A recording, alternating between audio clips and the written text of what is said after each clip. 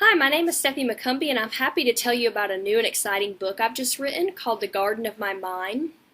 As an elementary teacher, I wrote this book because I wanted to help students conceptualize the concepts of problem solving and how to make good choices in the classroom, as well as being able to generalize it outside of the classroom. The Garden in My Mind is a story about ignoring distractions and making better choices.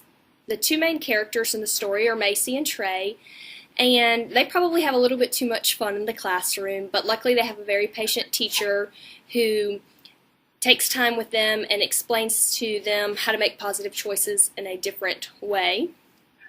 This book is geared towards students probably through 1st through 5th grade. I would use it as a read aloud from 1st to 5th grade, but certainly from 3rd to 4th and 5th grade students, they can read this independently.